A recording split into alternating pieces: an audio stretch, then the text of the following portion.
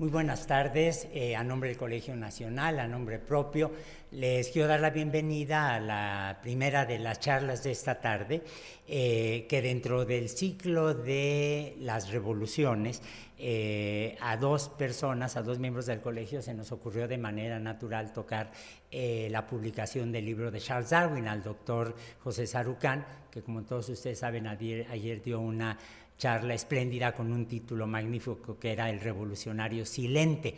Y todos nosotros sabemos que Darwin ciertamente no corresponde a la imagen que uno podría tener de un revolucionario.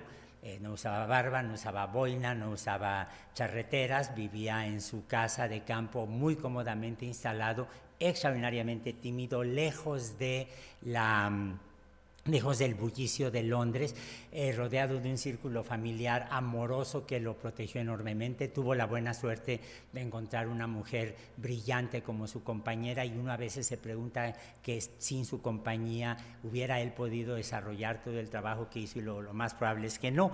Pero el punto concreto es que en 1859, en noviembre de 1859, Charles Darwin publica su libro más famoso, El origen de las especies, a través de la selección natural.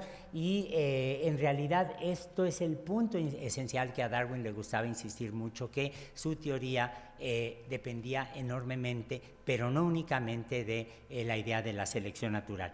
Como me gusta mucho insistir a mí, como nos gusta mucho insistir a los biólogos evolucionistas, en realidad Darwin no es el primero que maneja la idea de la evolución.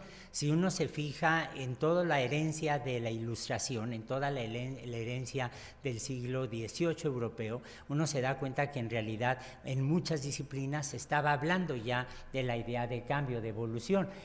Kant es el primero que de hecho habla de la evolución del sistema solar, de cómo el sistema solar es producto de la condensación de una nube de material interestelar que va a dar origen al Sol y a los planetas. La idea va a ser matematizada por Laplace en 1796. Malthus va a hablar de la evolución de las poblaciones humanas y de la tecnología. Lamarck habla en 1809, justo el año de nacimiento de Darwin, de la evolución de los seres vivos, y uno puede llamar a Lamarck el último de los transformistas o el primero de los evolucionistas, pero en todo caso es claro que se inserta en este movimiento intelectual tan poderoso que es la Ilustración. Lyell, que fue amigo y maestro de Charles Darwin, que es quien le enseña geología, habla de manera implícita sobre la evolución de la superficie terrestre. Los físicos hablan de cómo cambia un sistema que esté cerrado adiabáticamente, que no esté cambiando materia y energía con el medio ambiente, y por lo tanto habla del aumento de entropía como evolución de un sistema físico. Spencer habla de la evolución de los idiomas. Marx y Engels hablan de la evolución de los medios de producción y cómo esto induce cambios políticos, sociales, ideológicos, de manera que se dan ustedes cuenta que Charles Darwin en realidad representa la culminación del pensamiento evolutivo decimonónico. Eso es algo que hay que tomar en cuenta.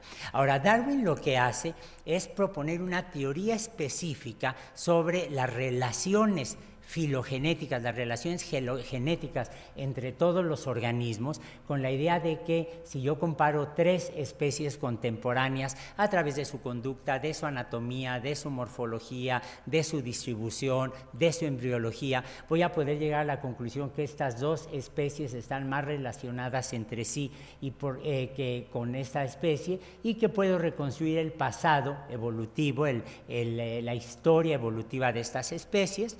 Y al mismo tiempo Charles Darwin lo que está diciendo es que la diversificación de los seres vivos que estamos observando es producto de la selección natural.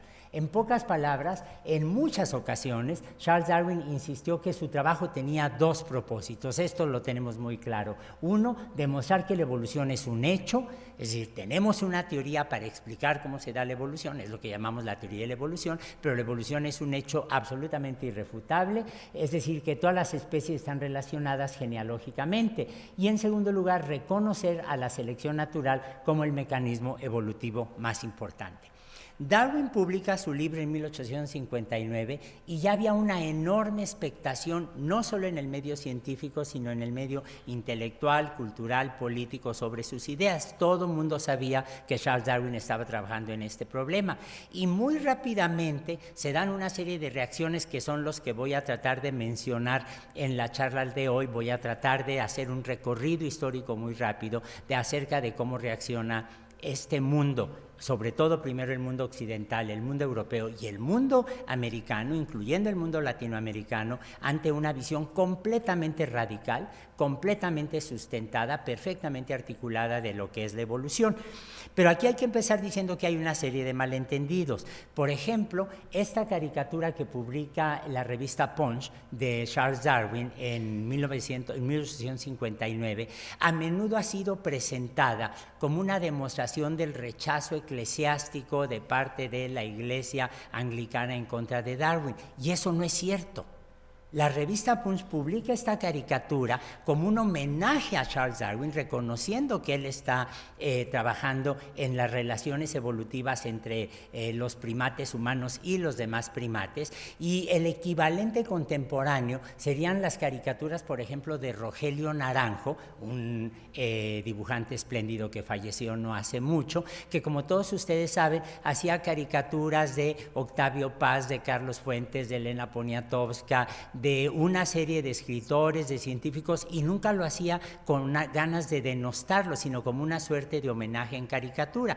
En México tenemos una tradición muy sólida de la caricatura, en Inglaterra tenían una tradición muy sólida de la caricatura, y esto no es una crítica a Darwin, sino en realidad hay que verlo como una suerte de homenaje para popularizar sus ideas.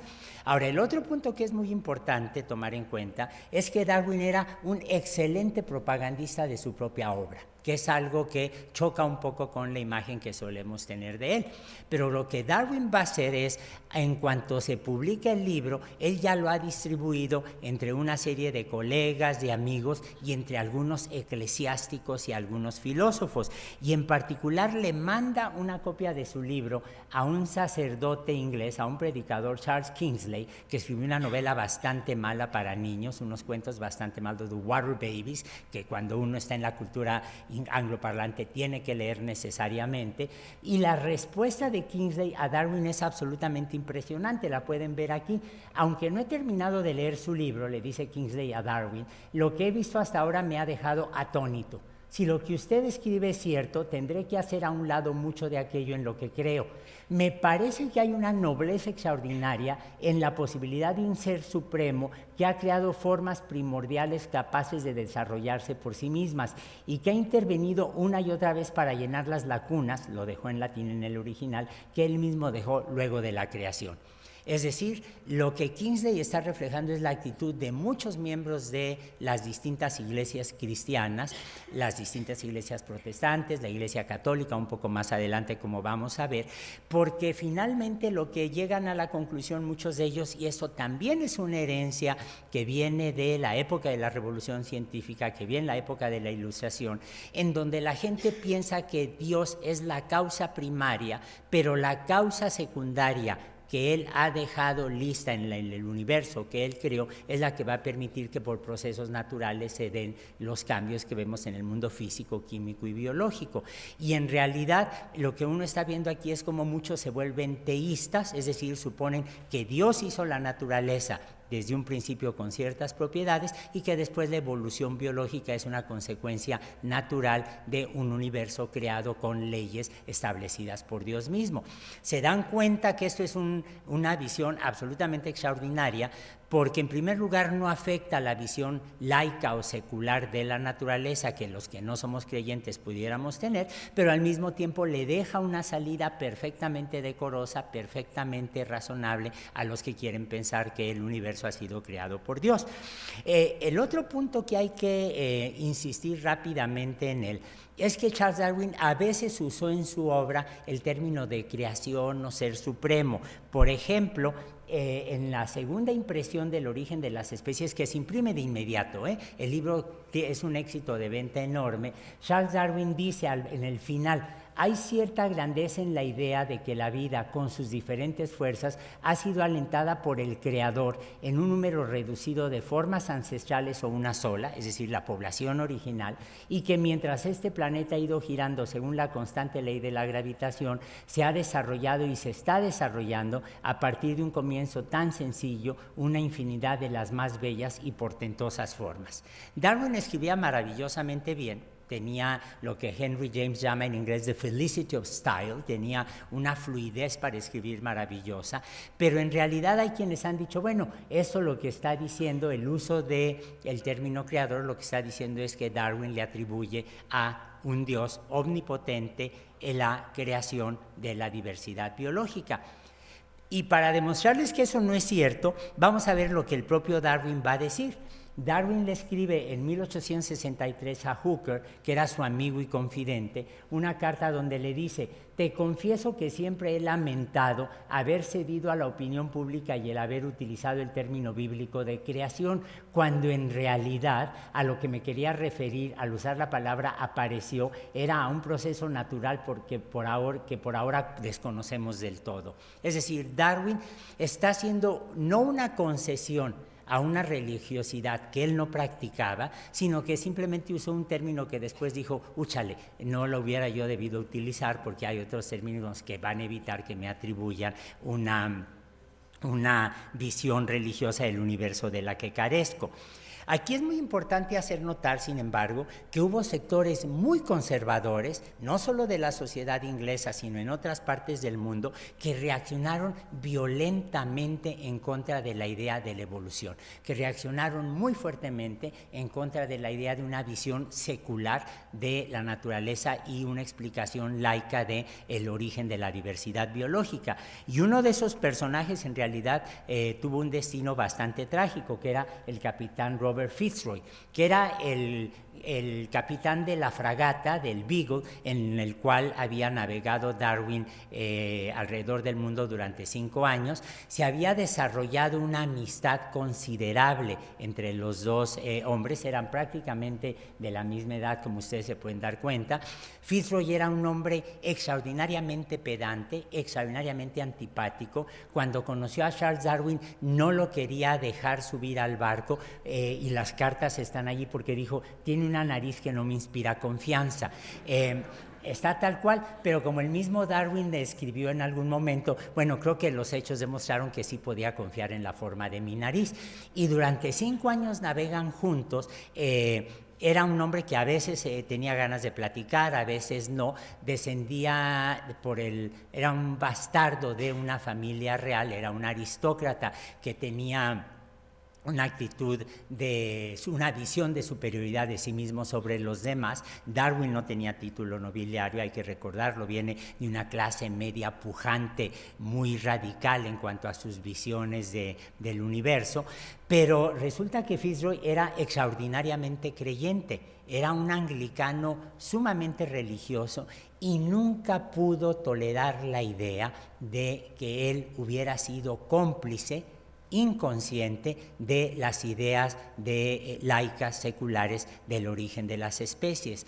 Tanto fue así que cuando se presenta por primera vez la teoría de Darwin, gracias a Huxley y algunos de sus amigos, en una reunión de la Sociedad Linneana, Fitzroy, lo sabemos por las descripciones, por su propio diario, se viste de una manera impecable, llega perfectamente bien presentado, pero cargando un sentimiento de culpa porque se siente responsable que Darwin haya desarrollado esa teoría, y mientras estaban discutiendo los aspectos aspectos científicos, Fitzroy estaba enarbolando una Biblia gritando desde el público: eso que dicen es falso, eso no es cierto, esa es una herejía. Fitzroy no era ningún ignorante. Cuando ustedes ven el registro o en las mañanas en los noticiarios oyen cuál es la predicción del tiempo que vamos a tener, se le está haciendo un homenaje a Fitzroy. Él es el que sienta las bases de la meteorología moderna, pero era al mismo tiempo tan religioso que no podía aceptar la idea de una responsabilidad en el desarrollo de las ideas de Darwin, que sabemos muy bien por su hija qué fue lo que hizo. Un día se afeitó en 1865, se afeitó, se puso su mejor traje, guardó la Biblia en el pecho, le dio un beso a la hija, un beso especialmente largo y afectuoso, salió a la calle y con una navaja se degolló. Entonces fue un hombre que nunca pudo tolerar la tragedia personal, lo que él vivió como tragedia personal, que era haber tenido a lo que él consideraba un ateo empeñado en destruir la imagen divina a lo largo de su barco durante 5 años. Entonces se dan ustedes cuenta que hubo reacciones realmente muy intensas, realmente de una fortaleza de una fuerza emocional enorme. El otro evento que se da después de la publicación de Charles Darwin es lo que llamamos el debate de la evolución de Oxford, que tuvo lugar en el 30 de junio de 1860 en la Universidad de Oxford, en donde debatieron Huxley, que aquí lo ponen un poco más chaparrito de lo que era en realidad, junto con el obispo Samuel Wilberforce, que era conocido como Sam el Jabonoso. El jabonoso porque era muy difícil de pescar en una discusión, era un hombre extraordinariamente inteligente, extraordinariamente culto, extraordinariamente hábil y era muy escurridizo. Imagínense uno de estos políticos, no necesito mencionar ningún ejemplo concreto porque todos los hemos visto, uno de estos políticos muy escurridizo de cualquier partido político que sabe cómo eludir las preguntas y sabe cómo eludir los cuestionamientos. Así era Wilberforce. Ahora, lo que la tradición dice es que cuando se estaba discutiendo la teoría de Darwin entre Huxley, que era conocido como el Bulldog de Darwin, porque era el gran defensor de Darwin, y el obispo Wilberforce, la discusión se puso tan intensa que en un momento dado se desmayaron varias señoritas de buena sociedad que estaban presentes en el auditorio.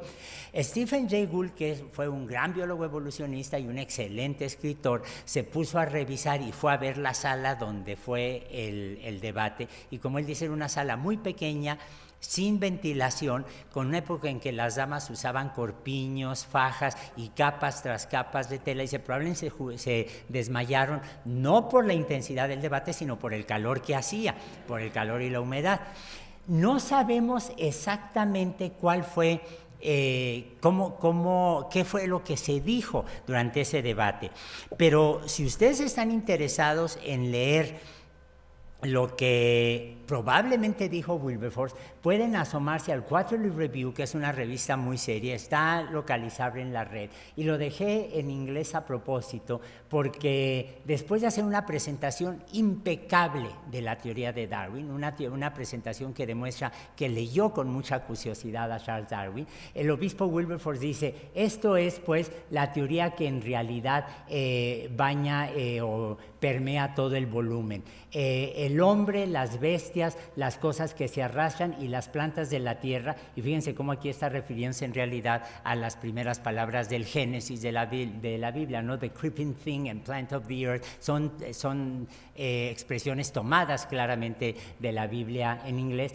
Todos son los descendientes directos y lineales de algún ente, lo dejó él en latín, individual, cuyas distintas progenies se han modificado simplemente por la acción de condiciones naturales y comprensibles entre el aspecto multiforme de la vida que vemos en torno nuestro. Esto es sin duda alguna a primera vista una conclusión extraordinariamente sorprendente. Es decir, muy rápidamente lo que Wilberforce está diciendo es: Charles Darwin dice, tenemos una población inicial, y esta población por selección natural se va a diversificar en todos los seres vivos actuales. Pero en realidad el obispo perdió el debate. El obispo perdió el debate porque, fieles a la tradición inglesa y a la visión intelectual muy desarrollada de la Iglesia anglicana, cuando Charles Darwin murió, fue enterrado en la abadía de Westminster al lado de otros grandes de Inglaterra sin ninguna dificultad. Entonces se dan ustedes cuenta que, a pesar de la oposición de ciertos sectores de la jerarquía anglicana, tarde o temprano la gente terminó aceptando la idea de la evolución de las especies. Lo que es muy interesante, especialmente para un país como México, es ver qué ocurrió en el mundo católico. El origen de las especies aparece en noviembre de 1859, cuando el papa que reinaba en Roma era Pío IX, un papa profundamente reaccionario, profundamente conservador, un papa que dejó una huella muy lamentable en el Vaticano, en la iglesia de la época, y que, por ejemplo, cuyas políticas reaccionarias lo enfrentaron con el gobierno de México. Él tenía un diferendo personal muy fuerte con Benito Juárez, con Melchor Ocampo, con Vicente Rivapalacio, con todos los héroes de la Reforma, que eran creyentes, muchos de ellos, pero que estaban empeñados en hacer de la sociedad mexicana una sociedad laica, una sociedad en donde se reconociera la división profunda que hay entre la Iglesia y el Estado. Entonces la pregunta que uno se hace es, bueno, ¿cuál fue la respuesta del Vaticano a la aparición y difusión extraordinariamente rápida de las ideas de Charles Darwin? Y probablemente la reacción del Vaticano, que fue muy interesante, tuvo que ver con el hecho de que está muy presente todavía en la Iglesia Católica lo mal que reaccionaron ante Galileo. Y aquí la sombra de Galileo, como dice Rafael Martínez, un amigo que de hecho es el jefe del Departamento de Filosofía de la Universidad de la Santa Cruz en Roma, que es el núcleo donde sale el Opus Dei. Entonces ven ustedes que tengo un amigo que es del Opus Dei, que es un teólogo, un filósofo del Opus Dei, que es profundamente conservador y con el que hay una relación espléndida a nivel personal. Ciertamente no platicamos de algunos temas porque no queremos afectar nuestra amistad. Lo que él dice es: la larga sombra de Galileo sigue pesando en la Iglesia Católica, porque se dieron cuenta del error tan brutal que habían cometido al tratar de introducir visiones teológicas en lo que era una descripción científica. Y lo que hay que decir en toda justicia es que no hay ninguna referencia formal ni a favor ni en contra a la teoría de la evolución en los Magisteria Vaticana ni en las Congregatio, que son el equivalente a los ministerios de la Iglesia Católica. En este libro espléndido que escribió Mariano Artigas, Tom Glick y Rafael Martínez, es perfectamente claro que la confrontación de la Iglesia Católica con Darwin nunca llegó a una condena formal a la idea de la evolución o de la selección natural. Y contra lo que se cree por allí, el origen de las especies nunca fue prohibido formalmente por el Vaticano. Cuando en el 2009 el cardenal de Guadalajara tuvo el único acierto que le conozco, que fue el decir que el Vaticano no tenía por qué pedirle perdón a Charles Darwin porque nunca lo había condenado, era totalmente cierto. El Vaticano prefirió hacer caso omiso del libro y dejar que circulara. Habían aprendido la lección de la manera más dura. Sin embargo, a mí me llamó mucho la atención este fenómeno de la relación de una iglesia gobernada por un papa profundamente conservador, justo en la época en la que aparece el darwinismo. Me pasé un par de meses en el archivo secreto del Vaticano, que no es secreto en realidad, traducimos mal el término, se debe traducir como el archivo secretarial del Vaticano. Tuve una libertad absoluta para examinar todos los documentos que quise, que solicité, excepto lo que se llama el testamento secreto de cada papa, que eso es algo que supongo que toca situaciones personales, políticas, qué sé yo. Y lo que sí es cierto es que a la semana de estar en el archivo secreto, para usar el nombre genérico, con lo que me encontré es con que su santidad el venerable Pío IX, rey de Roma, que era el título formal, era el rey de Roma, efectivamente nunca condena a la teoría de la evolución ex cátedra, nunca está hablando como papa, Pero como rey de Roma, lo que sí hizo fue, por ejemplo, me encontré con esto, me encontré con un decreto en donde a un médico francés le da la Orden de San Silvestre en el nivel más alto, espuelas de oro, collar de oro, espada de oro, como premio a a la manera en que ha denostado las ideas de Darwin. Entonces se dan cuenta que el Papa Pío IX no era como muchos políticos mexicanos, si me permiten otra vez usar una comparación que es fácil de entender. Tenía estos juegos dobles en donde, por ejemplo, se pueden hacer declaraciones de banqueta de un senador, digamos, o de una diputada, en donde no están hablando desde la Cámara de Diputados, pero están soltando el mensaje político. El Papa, después de Pío IX, tiene el don de la infabilidad, nunca se equivoca, pero el Papa nunca condena ex cátedra, nunca condena como Papa la teoría de Darwin, pero por abajito del agua ciertamente estaba apoyando, estaba premiando a aquellos que estaban criticando las ideas de Charles Darwin. Entonces, esto es una situación que allí permanece. La Iglesia Católica finalmente terminó aceptando en la época de Juan Pablo II el hecho, como lo afirmó él directamente a partir de un escrito que le prepararon mis amigos de la Academia Pontificia de Ciencias, donde se dice explícitamente que la teoría que la evolución es más que una teoría. No dijeron directamente que es un hecho, pero ciertamente la Iglesia Católica, como muchas otras religiones, como la mayor parte de los grupos judíos, como la mayor parte de las iglesias protestantes, no tienen un problema con la teoría de la evolución. Pero si esto se estaba dando en los círculos religiosos, en los círculos políticos estaba pasando algo absolutamente fascinante.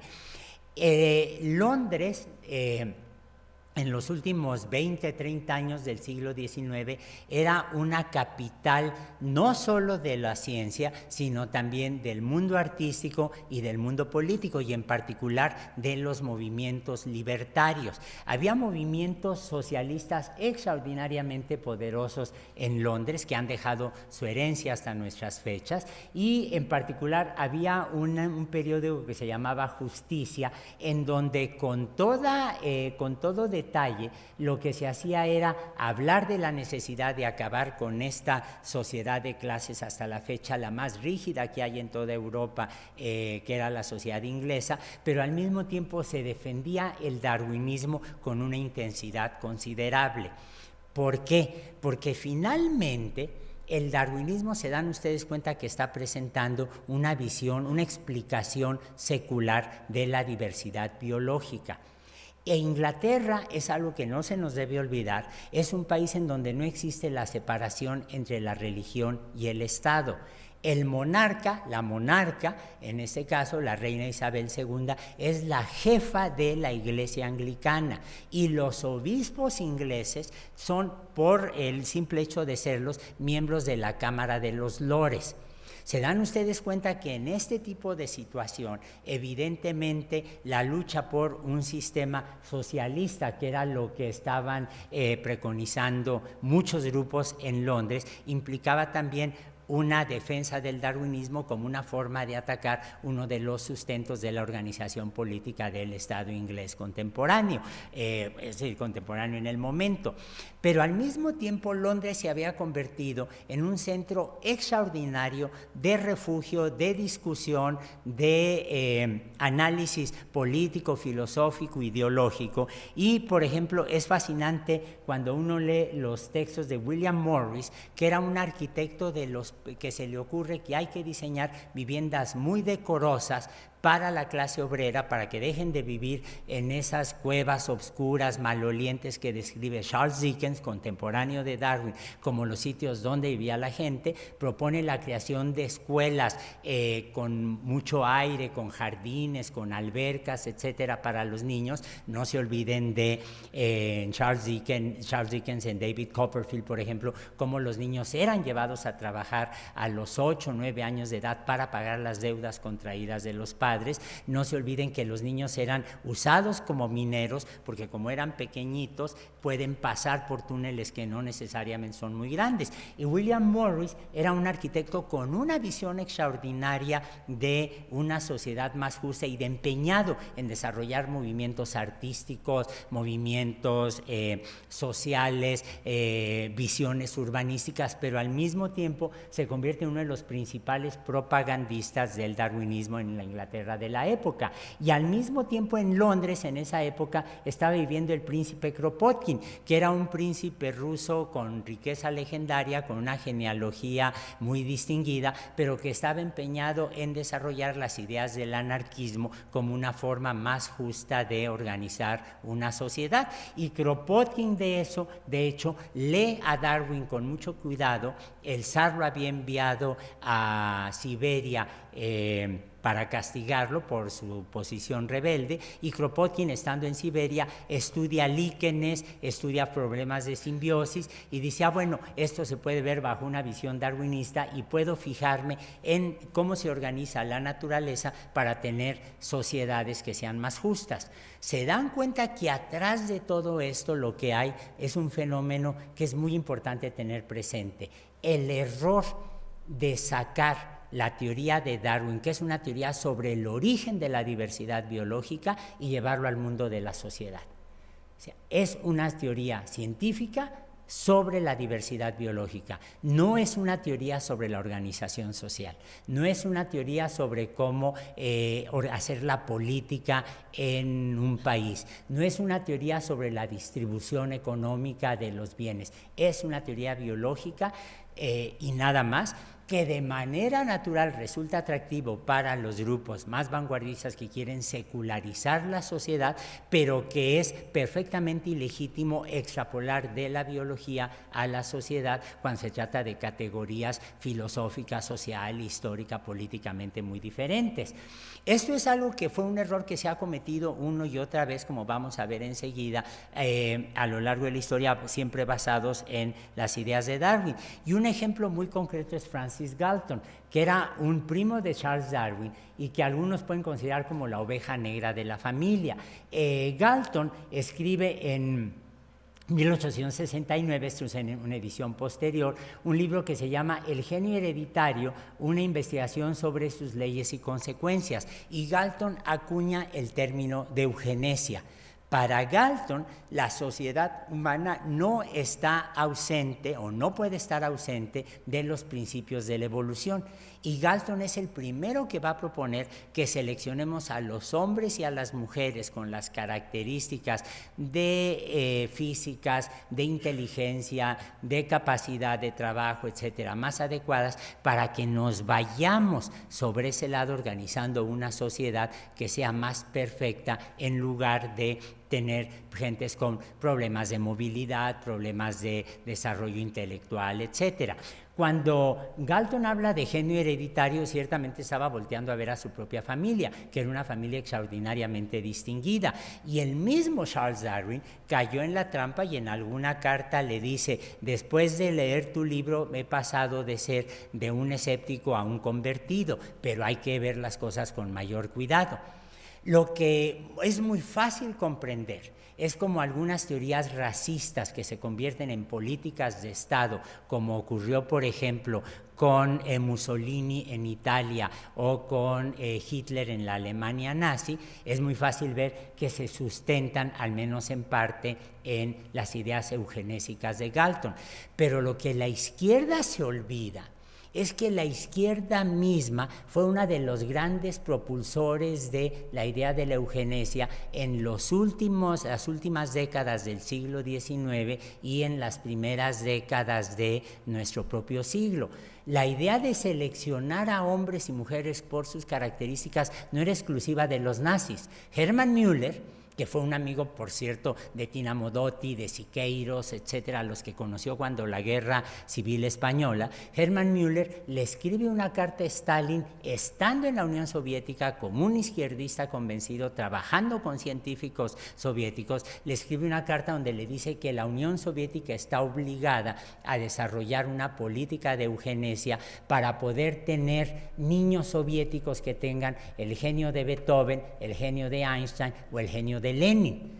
Y Stalin, dentro de la lista infinita de defectos que uno le puede atribuir, no está el haberle hecho caso a las políticas de eugenesia. Y de hecho, discretamente, bueno, ¿cuál discretamente? Le dijeron a Müller, o te vas, ¿no? Y tuvo que dejar la Unión Soviética. Pero se dan cuenta que aquí está otra vez la tentación de usar los principios de la selección natural para organizar las sociedades humanas.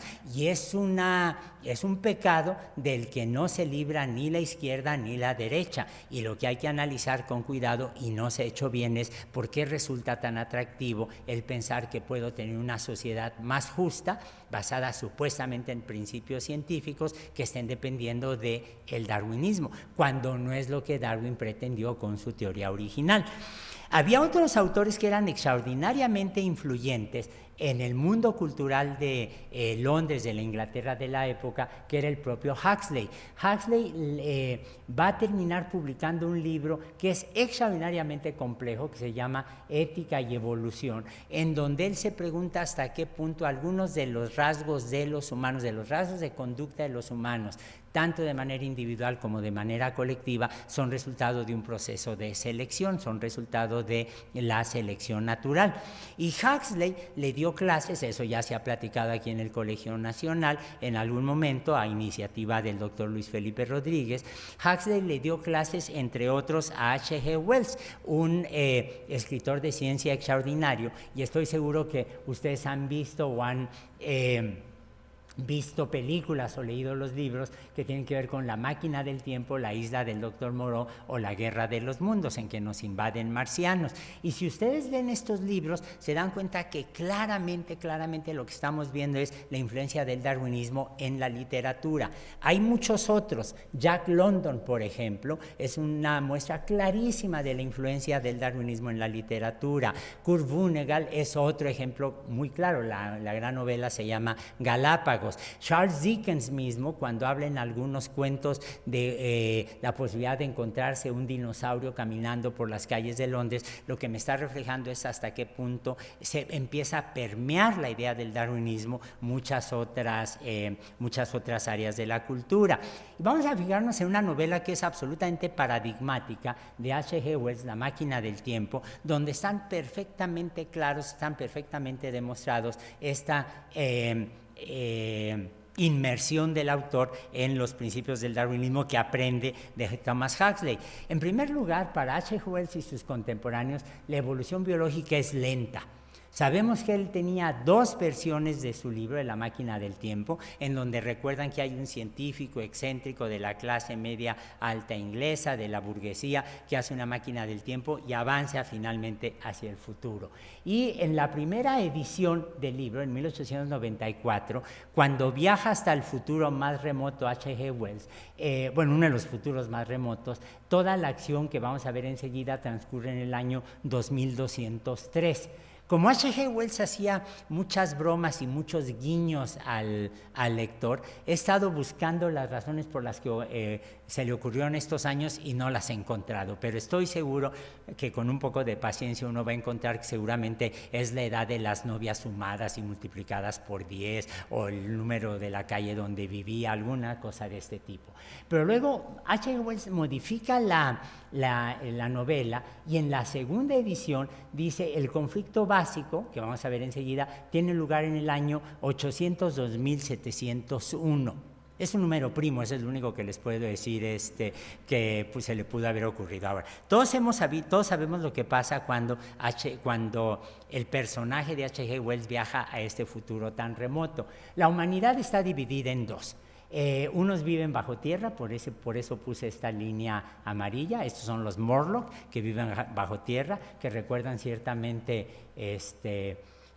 Pues a mí me recuerdan a los estudiantes de mi laboratorio, pero en fin, y la parte de arriba, que son humanos en la versión de Hollywood, muy bellos, que viven en armonía con la naturaleza, recuerdan un poco casi la imagen de Isadora Duncan, danzando descalzos y semidesnudos en medio de prados espléndidos, pero completamente idiotas, carentes de fuerza de voluntad.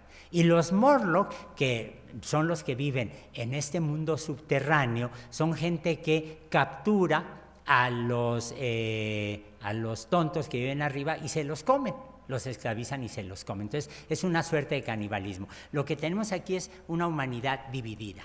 ¿Por qué? ¿De dónde sacó H.G. Wells esta idea? Bueno, pues resulta que la saca de una mala interpretación del darwinismo que se había popularizado enormemente por Ray Lankester, que empieza a hablar de la degeneración de los seres vivos como una cosa que puede ocurrir en la evolución. Y déjenme ponerles algunos ejemplos de lo que los autores de la época consideraban degeneración. Algunos tenemos muelas de juicio, otros no tenemos muelas de juicio. Esta distribución dispareja en las poblaciones humanas de las muelas del juicio, para algunos evolucionistas de la época era un ejemplo de degeneración. Nosotros podemos ver los parásitos intestinales que han tenido una reducción de órganos o la pérdida de órganos de la visión, de la audición, etcétera, y para algunos darwinistas de la época esto era un proceso de degeneración. La idea de la degeneración como una consecuencia de los procesos de evolución es un mito que permea la literatura, incluso científica, de la época, y en el caso de de la máquina del tiempo es perfectamente claro, miren, y está perfectamente claro en este cartel absolutamente maravilloso de una novela producida por la Metro-Goldwyn-Mayer, de una visión cinematográfica, en donde pueden ver al héroe, que es este científico aficionado de la alta burguesía inglesa, rescatando a una de las mujeres de la superficie, que bueno, es tonta pero tiene expresión facial. Aquí ven cómo están bajando de la superficie y se dan cuenta que los Morlock están siendo mantenidos a raya por el fuego, por la luz. Y entonces la pregunta que uno se hace es, ¿de dónde saca H.G. Wells la idea de que la luz les va a asustar a los Morlock? Bueno, los Morlock viven en cavernas subterráneas, viven en todo un inframundo, inspirado, por cierto, eso lo dijo H.G. Wells, en el sistema del metro de Londres, con lo cual uno se pregunta si hubiera visitado el metro mexicano, quién sabe qué se le hubiera ocurrido. Probablemente este mundo sería más dramático, más intenso. Pero ¿por qué los Morlock no toleran la luz? Bueno, miren, cuando uno lee El origen de las especies, inmediatamente recuerda uno que en el capítulo 5, Leyes de la variación, Charles Darwin escribe, y por lo que se refiere no solo a los insectos, Schiödte ha hecho observar, no podemos pues considerar la totalidad del fenómeno de otro modo que como una cosa puramente local, y la semejanza que se manifiesta entre algunas formas de la cueva de Mammoth en los Estados Unidos, en Kentucky, y de las cuevas de Carniola, más que como una sencillísima expresión de la analogía que existe en general entre la fauna de Europa y la de América del Norte. Y luego agrega Darwin, en mi opinión tenemos que suponer que los animales de América, dotados en la mayor parte de los casos de vista ordinaria, emigraron lentamente mediante generaciones sucesivas desde el mundo exterior a lugares cada vez más profundos de las cuevas de Kentucky, como lo hicieron los animales europeos en las cuevas de Europa. Es decir, H.G. Wells incrementa los tiempos para viajar al futuro, porque Darwin dice emigraron lentamente mediante generaciones sucesivas y como viven en la oscuridad pierden la visión, pierden la capacidad de ver. Entonces se dan cuenta como H.G. Wells es un reflejo impecable, absolutamente impecable, de la manera en que el darwinismo está influyendo en toda una serie de obras de literatura fantástica, que son obras maestras por lo demás de la lengua inglesa. Ahora, no todos compartían esta visión tan negativa del futuro de la humanidad. Por ejemplo, Bernard Shaw, que era un escritor muy famoso que entre otros escribe My Fair Lady, y hay una visión absolutamente fascinante de los años 60 con Audrey Hepburn y Rex Harrison en el papel del profesor O'Higgins, un lingüista. Él lo que hace es tomar es el Pigmalión, la obra es el Pigmalión de Bernard Shaw, toma una florista de las calles de Londres que habla con el peor acento cockney, la educa lentamente y la convierte en una dama muy refinada que cuando es presentada en la corte es confundida con una princesa de la Casa Real de Hungría. ¿Qué es lo que está haciendo Bernard Shaw con esta novela? Está diciendo, independientemente del origen social, la educación puede permitir que la gente avance en lo individual y en lo colectivo. Entonces se dan cuenta que en realidad atrás de esta novela y atrás de estas novelas y atrás de estos personajes que mantenían una actitud muy inglesa de cordialidad y de amistad, lo que tenemos son dos visiones completamente antagónicas. Los que creen que estamos determinados por una serie de principios biológicos y que los tontos, los feos, los humildes en el lenguaje de la época no tienen redención. Mientras que lo que está diciendo Bernard Shaw es la educación y las oportunidades de desarrollo social van a permitir que dejemos atrás la carga biológica que nos puede estar pesando. Entonces se dan cuenta de estos debates tan finos y tan sutiles que existían, pero que claramente siguen persistiendo hasta nuestros días, porque si ustedes oyen los discursos de algunos políticos muy conservadores, muy de derecha, se dan ustedes cuenta que el rechazo que hay, por ejemplo, a la inmigración en algunos países europeos, a la inmigración musulmana, a la inmigración africana, es en términos de que su biología los condena. Son generaciones de personas que han crecido sin educación, nunca se van a poder adaptar al medio europeo. Y lo que está diciendo un sector cada vez mayor, espero, de la sociedad europea es no, démosle educación, démosles oportunidades de desarrollo individual y colectivo. ¿Y cuál es la diferencia entre un africano pobre y una niña rica que haya tenido acceso a las mejores escuelas? Simplemente las oportunidades. Es un debate muy viejo, basado todavía, al menos en parte, en algunas de las premisas de la época. Pero volvamos a las premisas de la época en términos biológicos. Mire, Charles Darwin tenía un amigo y un seguidor de una fidelidad absoluta que era Ernest Haeckel. Aquí hay una E de más. Esta de segunda no debería existir. Y Haeckel es un hombre que se convierte en el principal difusor de las ideas del darwinismo y que va a jugar un papel absolutamente extraordinario en el propio caso mexicano, como vamos a ver más adelante. Cuando Haeckel, que tiene una formación extraordinariamente profunda en morfología, en zoología, se acerca al darwinismo, lo primero que dice es, a ver, no es posible que sigamos defendiendo la idea de que la separación básica de los seres vivos es entre plantas y animales. ¿Por qué? Porque para entonces ya había microscopios que habían permitido asomarse a un mundo de una diversidad extraordinaria en el mundo microbiano.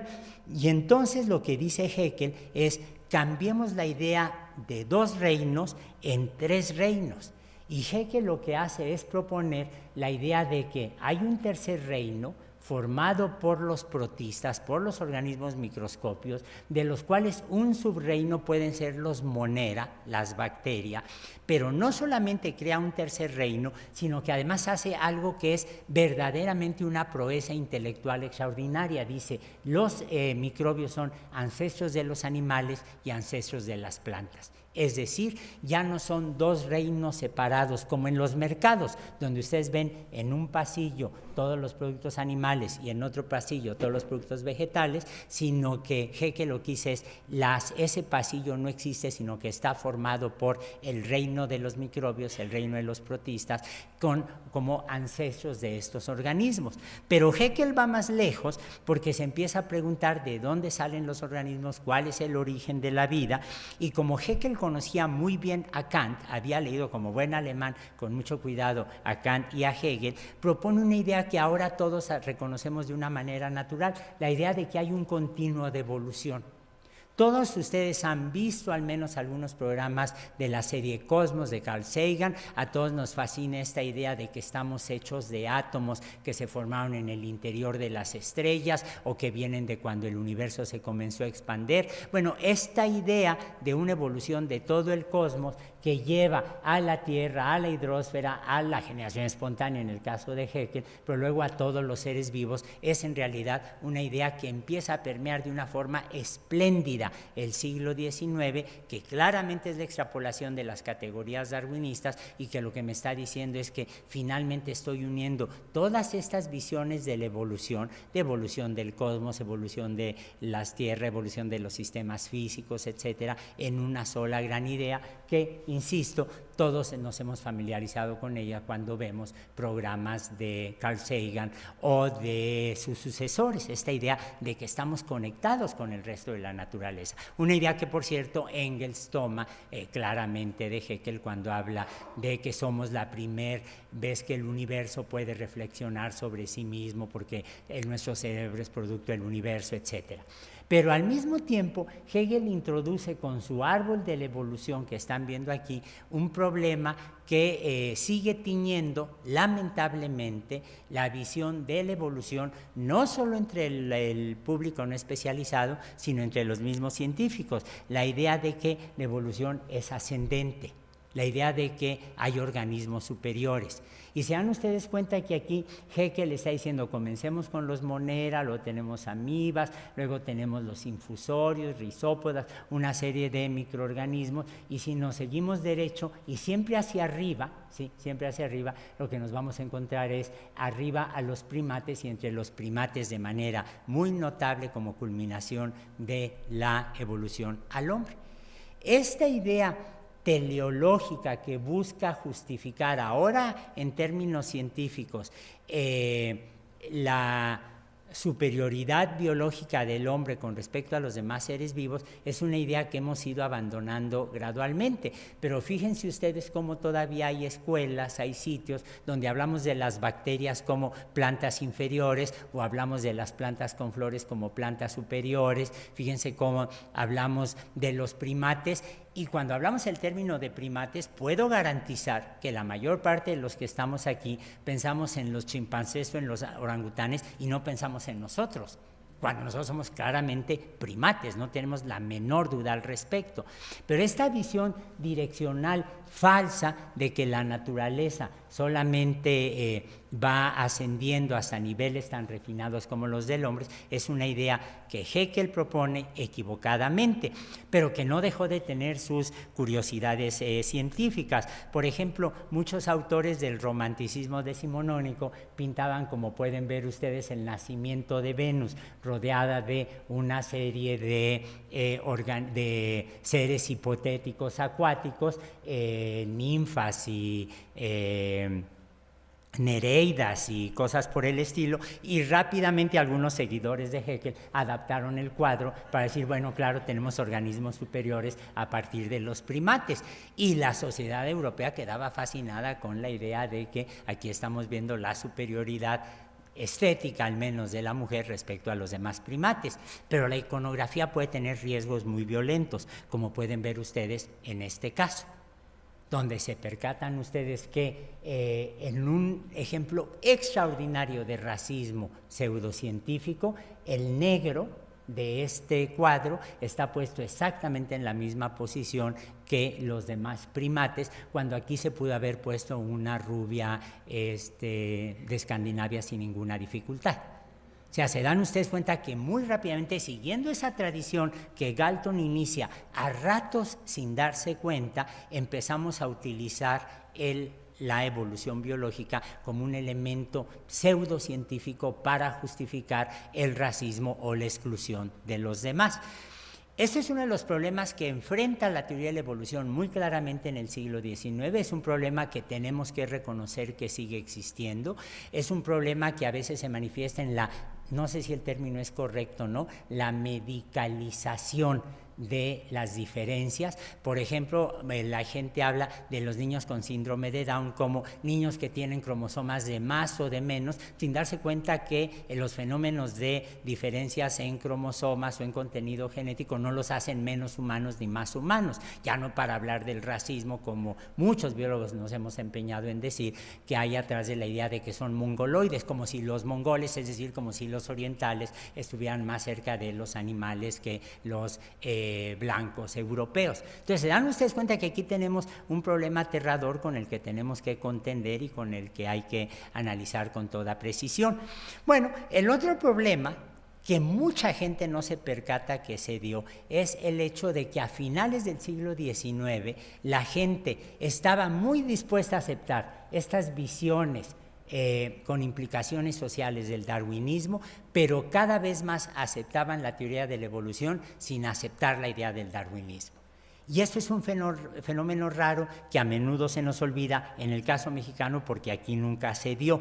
Pero, por ejemplo, Lord Kelvin, que era un físico, y ayer decía yo que los físicos son como el perejil, están en todos lados, los físicos empiezan a ver al darwinismo con cierto escepticismo. Y Lord Kelvin, que era un científico absolutamente extraordinario, va en contra de Darwin. Darwin estaba convencido de que la Tierra tenía varios cientos de millones de años. Darwin no conocía la edad del planeta, que es 4.600 millones de años. Pensaba en varias decenas o quizás centenas, decía él, de millones de años. Pero Lord Kelvin calcula que la tasa a la cual la Tierra está perdiendo calor es demasiado rápida y que por lo tanto la Tierra tiene que ser muy joven. Y si la Tierra es muy joven, dice Lord Kelvin, no había habido el tiempo necesario para que se diera la evolución por selección natural. Entonces los físicos empiezan a denostar la idea de la evolución por selección natural porque dicen, no hay tiempo suficiente, la Tierra es demasiado joven. Mis cálculos dicen que no hay tiempo para que tenga la diversidad biológica que estoy viendo. Ese es uno de los problemas. El otro problema, y estoy seguro que eso les va a llamar la atención a los que están familiarizados con las ciencias de la vida, es el hecho de que Darwin, desde 1838, antes de publicar su libro, escribe en estas notas, que son extraordinariamente difíciles de entender, como pueden darse ustedes cuenta, dice, bastan 3 principios para explicar todo. Los nietos se parecen a los abuelos. Hay la tendencia a sufrir pequeños cambios, especialmente cambios físicos, y una fertilidad excesiva en proporción a lo que pueden proveer los progenitores. Esto claramente refleja la influencia de Malthus. Aquí demuestra la acuciosidad de las observaciones de Charles Darwin, que se da cuenta que las poblaciones tienen una enorme diversidad. Véanse ustedes mismos, tenemos estaturas, formas de ojo, formas de la oreja, tipos sanguíneos muy diferentes y todos somos humanos, hay una serie de cambios claros, pero que los nietos se parezcan a los abuelos implica que Darwin tenía una visión de la genética, necesitaba una teoría de la genética para justificar su teoría. El problema es que ni Darwin ni ninguno de sus contemporáneos en el siglo XIX tenían una buena teoría de la genética. Darwin propone, cuando se da cuenta que aquí hay un problema severo para su teoría, propone lo que se llama la teoría de la pangénesis. Él dice que de cada célula de un hombre y de cada célula de una mujer van a surgir pequeñas partículas que se juntan en los cigotos y de esos cigotos van a ser eventualmente la nueva criatura que se va a parecer por esta mezcla rara al padre y a la madre. Y cuando se le pregunta por qué se da esta relación, le dice, bueno, si ustedes se fijan, los maridos y las mujeres después de mucho tiempo de convivir se van pareciendo cada vez más. Stephen Jay Gould, con mucha finura, dice que Darwin prefirió no tocar el problema de por qué los perros se parecen tanto a sus dueños, para evitar entrar en detalles escabrosos. Pero se dan ustedes cuenta que la teoría es una teoría, la teoría de la pangénesis, que no funciona. Lo que a veces no nos damos cuenta es que Darwin estuvo en un tris de descubrir las leyes de Mendel. Y de hecho hay una carta que es poco conocida, una carta que Darwin le envía a Huxley en 1857, 2 años antes de publicar la teoría, el libro, donde le dice, he estado en los últimos años inclinado a especular de una manera muy superficial, muy cruda, que la propagación por la fertilización auténtica va a resultar una especie de mezcla y no la fusión, es decir, la fusión de estos líquidos hipotéticos representados en la pangénesis de 2 individuos distintos, o mejor dicho, de innumerables individuos, ya que cada progenitor tiene sus propios progenitores y ancestros. No puedo entender de otra manera la forma en la que las formas mezcladas pueden ir en forma tan clara, tan profundamente hacia formas ancestrales. Pero todo esto son, por supuesto, ideas no desarrolladas. Bueno, hay algo que la gente a menudo se olvida. Darwin no solamente era un excelente observador, sino además era un excelente experimentador. Y Darwin tenía en la parte de atrás de la casa de Down un jardín y un invernadero donde hizo muchísimos experimentos. Uno los puede visitar, uno puede recorrer el jardincito de Darwin. A él le gustaba todos los días después de comer caminar por allí, y en este invernadero, que está prácticamente como lo dejó Darwin, él hizo experimentos, por ejemplo, sobre geotropismo. Si volteo una planta, ustedes saben que la planta va a tender a ir hacia arriba. Darwin fue el primero que dio una buena explicación al comportamiento de las enredaderas, de las plantas trepadoras. O sea, era un investigador muy acucioso. Y lo que muchos no saben es que Darwin investigó con chícharos. Darwin trabajó con chícharos, no solo Mendel, con dos variedades, la variedad violeta, purple, ¿cómo se llama? Morada, muchas gracias, y la Painted Lady, ¿no? Que se llamaba Painted Lady porque era como las damas de Londres que circulan por las calles, así lo dicen las descripciones, ¿no? O sea, Darwin tenía siempre una sensualidad y una sexualidad subyacente en todos sus textos. Y miren ustedes esta carta que es absolutamente extraordinaria, que demuestra que Darwin estuvo en un tris de descubrir las leyes de Mendel.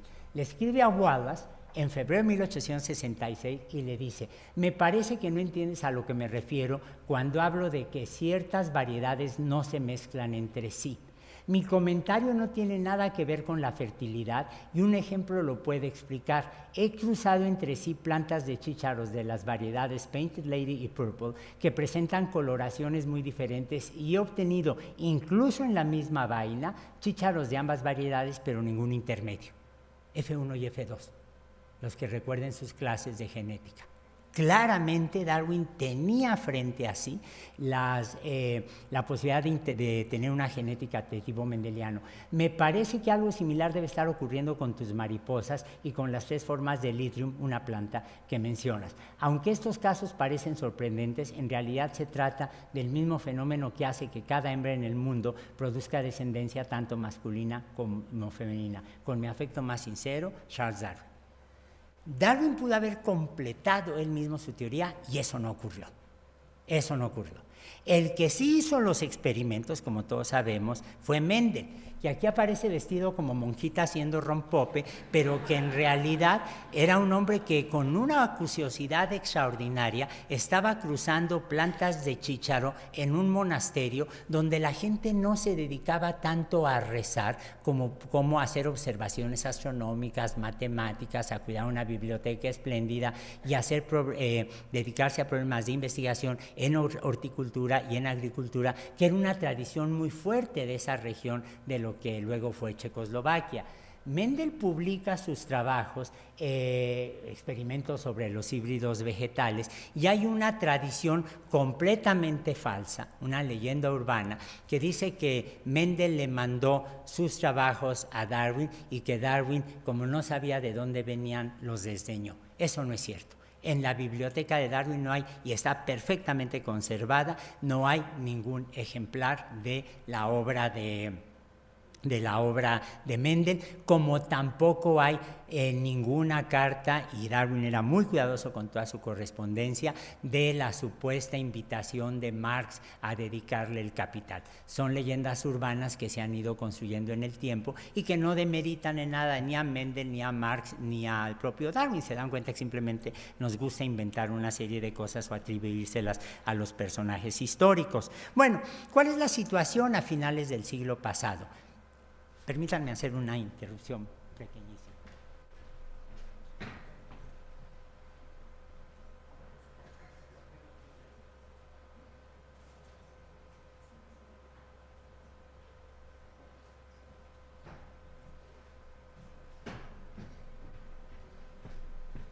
Perdón, entonces nada más para no pasarme de los tiempos.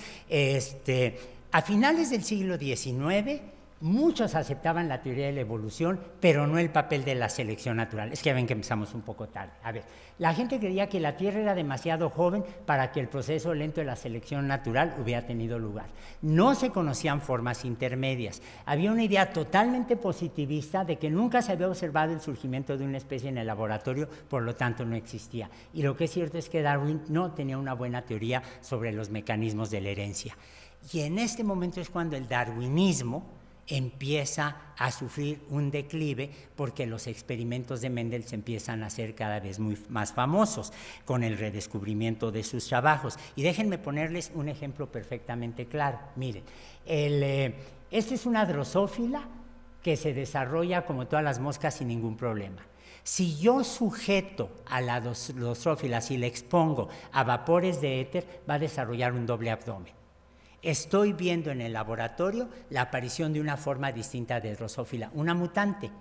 Pero ante los ojos de muchos investigadores del siglo XIX, lo que se estaba viendo aquí era la posibilidad de efectivamente lograr cambiar con mutaciones y no con selección natural las especies.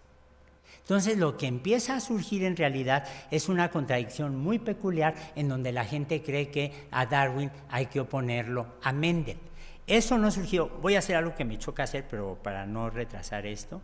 La gente empieza a sugerir que tenemos que oponer a Darwin a Mendel, y no es sino hasta los años 30 cuando, gracias al trabajo de 3 científicos con unas capacidades matemáticas asombrosas, se dan cuenta que podemos unir al mendelismo con el darwinismo para generar el neodarwinismo, y la evolución neodarwinista simplemente significa el cambio en las frecuencias de genes en pools de genes, y con esto la teoría ya se empieza a desarrollar, acabando con esta vieja contradicción entre Darwin y Mendel. Déjenme nada más para concluir, les he hablado de este racismo que se pretendió justificar usando el darwinismo. Esto dio origen a un tema que vamos a tratar de tocar en un futuro cercano en el Colegio Nacional, el problema de la falsedad de las razas, del mito de que hay razas humanas, las consecuencias terribles como los movimientos de eugenesia. Y aunque uno siempre critica con justa razón lo que pasó, por ejemplo, en otros países, a veces no volteamos a vernos a nosotros mismos. Y déjenme poner un ejemplo muy concreto. Todos ustedes han visto el monumento de los indios verdes que está a la salida de Pachuca. Bueno, los indios verdes en realidad originalmente estaban aquí en el Paseo de la Reforma en la época de don Porfirio Díaz, y cuando se levantan las estatuas de los indios verdes, como me hacía notar mi amigo y colega el doctor Arturo Becerra, se levantan las estatuas, y en el Universal de 1891, miren lo que dicen: para un partidario de la teoría darwinista no son tan feos, son indios, no se olviden, están representando indios, son más humanos que un gorila, pero tampoco son Apolos. Aquí se dan ustedes cuenta la utilización del darwinismo como parte de un elemento de opresión de un grupo del que pues que es la mitad de los genes que tenemos todos los mexicanos. El darwinismo llega a México en el siglo XIX, después de las guerras de Reforma. Se desarrolla gracias a la obra de José María Velasco, el pintor, de Ignacio Ramírez, de Vicente Riva Palacio, de Alfredo Duque, y llega en un momento absolutamente maravilloso, porque la Iglesia ha perdido las guerras de Reforma, hay un empeño en construir una teoría laica, una visión laica de la sociedad, una visión secular, y ciertamente a don Alfonso Herrera es a quien más le debemos nosotros esta introducción y desarrollo del darwinismo. Don Alfonso Herrera se convierte en director del Museo del Chopo, que hay que verlo como un monumento a la teoría evolutiva, porque don Alfonso Herrera lo llena de ejemplares que muestren la diversidad de los seres vivos. Se convierte también en una especie de gabinete de curiosidades, como bien decía hace unos días, un gabinete de maravillas, decía el doctor Sarucán. Pero si ustedes se fijan, no solamente es un museo que trata de ser un canto a la evolución biológica con las ideas museográficas de la época, los gabinetes, sino además, como pueden ver en esta fotografía, que seguramente está posada, pero no me importa, ¿sí? pero pueden ver ustedes, aquí atrás a don Alfonso Herrera, pueden ver ustedes la idea de que la ciencia, el conocimiento científico es un patrimonio común, que todos tenemos derecho a saber de ciencia. La foto, desde luego que está posada, pero miren a los niños, descalzos, fascinados, como lo siguen haciendo los niños de hoy cuando enfrentan un fenómeno científico. ¿Cómo homenajeamos a Darwin? Me voy muy rápidamente. Los ingleses lo pusieron en billetes de 10 libras esterlinas. Hay un jugador muy famoso que se llama Carlos Darwin Quintero, cosa que sería imposible en los Estados Unidos. De hecho, yo quiero buscar a este jugador para tener una foto con Carlos Darwin. En el aeropuerto de Panamá me encontré en un anuncio que dice: no son los más aptos ni los más inteligentes los que sobreviven, sino los que se adaptan mejores a los cambios, de Charles Darwin. Esto sería imposible ponerlo, por ejemplo, en Estados Unidos, porque la gente rechaza enormemente la teoría de la evolución. Seguramente muchos de ustedes han visto el anís del mono, que a mí, cuando vi las botellas desde pequeño, me llamó la atención este mono en el sello, pero la cara en realidad es una caricatura de Charles Darwin, porque el diseñador de la etiqueta escribió aquí: es el mejor anís, la ciencia lo demuestra, y qué mejor muestra de un científico que el propio Charles Darwin. Y en México no tenemos problemas con Darwin. Nosotros celebramos la obra de Darwin en los murales, en este espléndido mural de Diego Rivera que está aquí en Bellas Artes, donde pueden ver este juego espléndido de las distintas especies animales representadas por Diego en un rincón, y en donde claramente están viendo no solo la unidad de los humanos entre sí, sino la unidad de los humanos con el resto del mundo vivo. En México tenemos calles que se llaman Charles Darwin. Uno de mis principales defectos curriculares es no haber logrado encontrar una casa en la colonia Anzures donde vivir en la calle Darwin, y también hay unas calles un poco más modestas, calle Charles Darwin, donde un par de alumnos míos que ya fueron dicen que se sirve el mejor pozole de la zona. En México se han hecho exposiciones en el Zócalo, por ejemplo, en el 2009, en el bicentenario del nacimiento de Darwin. Esto no es para festinar las declaraciones de Ebrard, sino simplemente para decir cómo en una exposición sobre dinosaurios se comenzó con Darwin y fueron cientos de miles los visitantes. Una exposición que se llevó a Cuernavaca, también era una exposición donde Darwin estaba anunciado por todos lados. Y aquí quiero hacerles notar la diferencia con Estados Unidos, porque Niles Eldredge, un amigo personal, un amigo de mi laboratorio, que fue el curador de la exposición en el American Museum of Natural History en Nueva York, me dijo que no habían conseguido un solo patrocinador privado para la exposición en Estados Unidos, porque las grandes compañías estadounidenses tenían miedo a ser boicoteadas por los grupos creacionistas. Y en México, como se dan ustedes cuenta, no tenemos problema con el nombre de Darwin, con las ideas de Darwin. Lo tenemos en escuelas a lo largo y ancho del territorio nacional. Tenemos libros infantiles que festinan la visión evolutiva o la obra de Darwin. Algunos llevan a Darwin muy profundamente, como La pierna de Luis Enrique Vega Tapia, que es un estudiante de la FES Iztacala que se dibujó a Charles Darwin, pero sobre todo en la enseñanza, porque la teoría de la evolución, del origen de la vida, la enseñamos en la primaria, porque editamos una y otra vez libros sobre origen de la vida, porque universidades como la de Veracruz publican traducciones del origen de las especies y las venden a $2, porque la evolución está incluida en todas las escuelas secundarias y de bachillerato del país. Pero sin embargo, hay que decir que lo que no hemos logrado hacer es que la biología evolutiva se enseñe en las facultades de medicina, de agronomía, de veterinaria. Aquí tenemos un problema muy severo.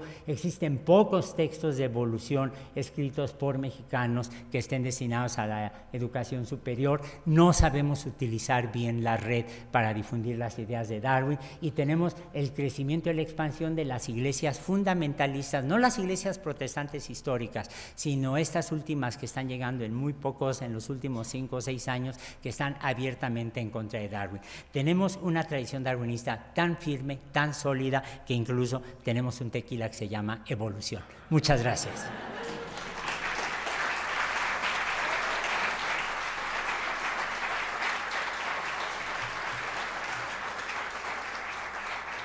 Bien. Como empezamos un poco tarde por problemas que teníamos con el cómputo, no va a haber preguntas, pero saben que siempre son bienvenidos. ¿Cómo? ¿Sí? ¿Sí? Va a ver, muy generosamente mi amiga y colega, la doctora Linda Manzanilla, dice que, a ver, 3 o 4 preguntas, por favor.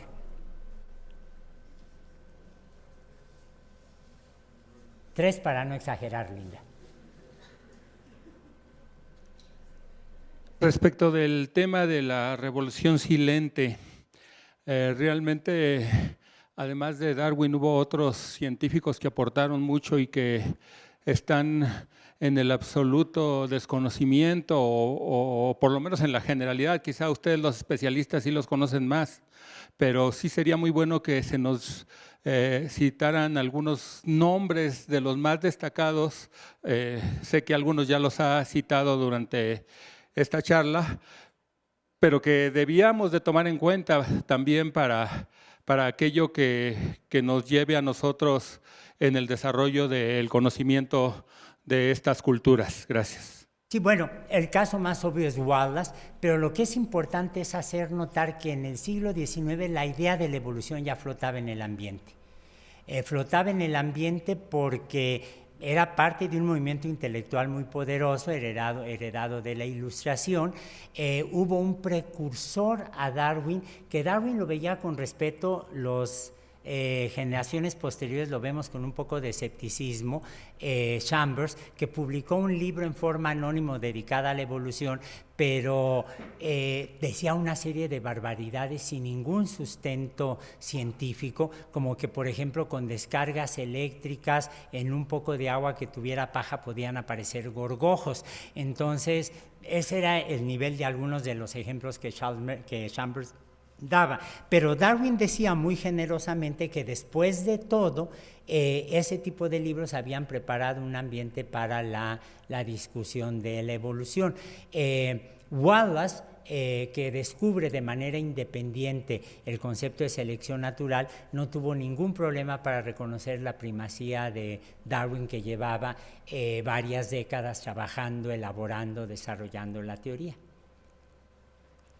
Tenemos tiempo para 2 preguntas más. Gracias, don Omar.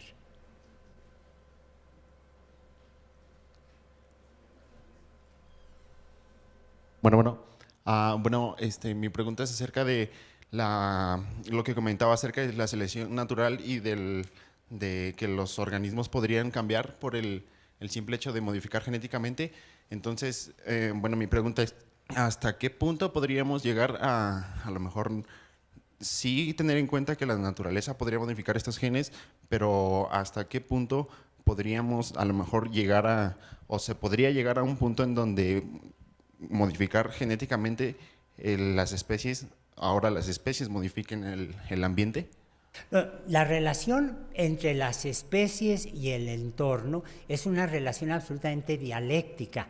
Uno de los grandes problemas que tuvieron los neodarwinistas era que veían a las especies como las entidades pasivas de las influencias del ambiente. Y yo recuerdo hace unos 20 años estaba en una conferencia en Boston sentado al lado de Lynn Margulis y Richard Lewontin, que fue un gran neodarwinista, ahora ya se jubiló, hablaba precisamente de cómo los organismos pueden modificar el ambiente. Y Lynn Margulis estaba emocionadísima porque me dijo, tú no sabes lo que es estar oyendo a un neodarwinista duro, reconocer que hay una relación mutua. Puedo dar un ejemplo que a mí me gusta mencionar muchísimo. La vida aparece en la Tierra cuando el planeta no tiene oxígeno, pero la actividad biológica es la que va a ser, cuando se desarrolla la fotosíntesis oxigénica, es la que va a acumular oxígeno en la Tierra. Al acumular oxígeno en la Tierra, ¿qué es lo que va a pasar? Que los organismos van a tener ahora una presión de selección y se van a seleccionar ciertos mecanismos moleculares o ciertas conductas. Por ejemplo, los organismos que no toleran el oxígeno, ¿qué es lo que hacen? Se meten a los lodos. Y todos ustedes han tenido la experiencia de pasar frente a un caño que está descompuesto y ver esos lodos oscuros, negros, que son riquísimos en materia orgánica y riquísimos en bacterias que son anaerobias. El olor de ácido sulfídrico es producción, a huevo podrido, es producción de ácido sulfídrico por bacterias como de sulfovibrio.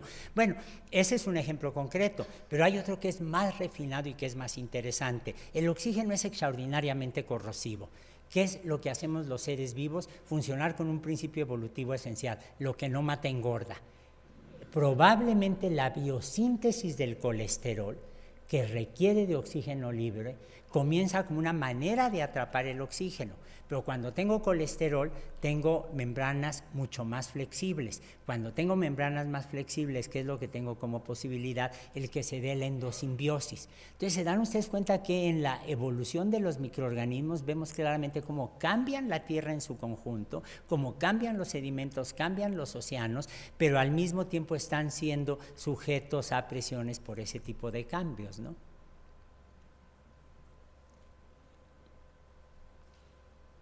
A ver, creo que ahí hay una última pregunta ya para que la doctora Manzanilla pueda hacer uso de la palabra. Gracias. ¿Usted cree que con el descubrimiento de la epigenética Lamarck debería de ser revalorado o no le parece esto? Lamarck es absolutamente valorado como un precursor del darwinismo. Los dos personajes que más menciona Charles Darwin en su libro son Newton, porque Newton tenía un prestigio enorme y ciertamente validaba su teoría el ponerse en ese contexto, y Lamarck. No, nadie duda de la influencia de Lamarck y de la importancia que tiene.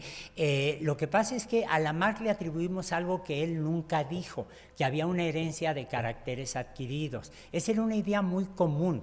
Fíjense ustedes cómo en México, por ejemplo, si a una embarazada se le antoja a las 3 de la mañana fresas con puré de ostras, la gente dice, vayan por fresas con puré de ostras para que el niño no nazca con cara de fresas con puré de ostras. Eso es lo que era una idea muy extendida de la herencia de caracteres adquiridos. Hay muchísimos ejemplos. La gente dice Saguiño, que no sé quién sea, pero sé que es un futbolista, es hijo de un futbolista que se llama Sague. Bueno, es natural porque el papá era futbolista. No, para nada. Pudo haber sido un matemático, pero creció en un ambiente en donde aprendió a jugar fútbol desde muy tempranamente. O sea, se percatan ustedes que la idea de la herencia y caracteres adquiridos es una visión no mendeliana, equivocada de la evolución. El lamarquismo funciona ciertamente para la evolución cultural, ahí no tenemos ninguna duda. Y la epigenética simplemente es la persistencia por muy pocas generaciones de una forma de modificación de la información genética que va a afectar su expresión. Muchísimas gracias. Y los invito con un enorme placer, con un placer extraordinario, a que escuchen ahora a mi amiga, mi colega, la doctora Linda Manzanilla.